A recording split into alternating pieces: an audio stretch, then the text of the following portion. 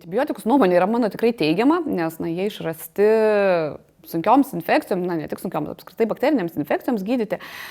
Tai, bet svarbu žinoti tai, kad antibiotikų reikia tada, kada jų reikia. Kada jų nereikia, tai jie tikrai gali turėti neigiamos įtakos vaiko visai mikrobiotai, o nuo mikrobiotos prasideda visa gera sveikata ir savijauta. Tai svarbiausia, vėlgi, kaip aš sakau, pirmiausia mes vertinam bendrą vaiko savijautą ir jeigu jau yra skiriami antibiotikai, turi būti pagrindas, kodėl mes juos skiriam, tai reiškia, ką mes gydome. Nepakanka žinoti, kad vaikas karščiuoja, nes, kaip minėjau, vaikas karščiuoti gali dėl banalių virusinių infekcijų. Nes vėlgi priklausomai nuo to, kokia infekcija ir kurioje vietoje skirsis ir antibiotiko pasirinkimas. Skirtumas, ar mes gydome, pavyzdžiui, anginą, ar mes gydome šlapimo takų infekcija. Tai visada, jeigu prieš skiriant antibiotiką, tikrai turi būti lokalizuota infekcijos vieta, o tobuliausio atveju, tai žinoma, turi būti įmami ir konkrečiam ligos sukėlėjui nustatyti testai.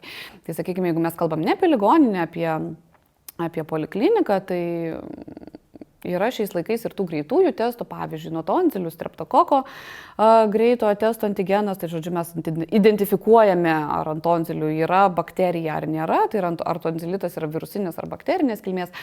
Jeigu tokių testų negalim pasidaryti, tai, žinoma, kartais pagelbsti bendro kraujo ir uždegiminio rodiklio tokio kaip CRB interpretacija, bet visada sakau, kad bendras kraujas ir CRB rodikliai, jie turi būti interpretuojami gydytojo kartu įvertinant ir vaiko simptomatiką, nes nėra absoliučių skaičių, kurie jau sufleruotų, kad tikrai čia bakterija, o čia tikrai ne virusas, nes mes turime ir tam tikrų virusų, kurie gali duoti tikrai labai aukštus rodiklius, bet tai anaiptol nerodys, kad mums reikia antibiotiko. Tai žodžiu, šiaip procentaliai vertinant vaikam antibiotiko dažniau nereikia negu reikia.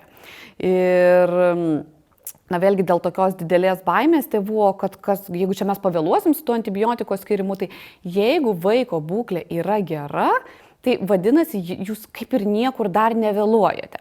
Ir jeigu mes antibiotiką paskirsim keliomis dienomis vėliau, vėlgi nieko blogo neatsitiks. Jeigu mes galime laukti.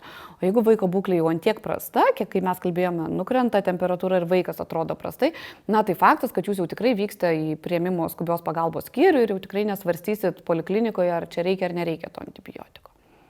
Tai žodžiu, antibiotikai turi būti skiriami tada, kada jų tikrai reikia.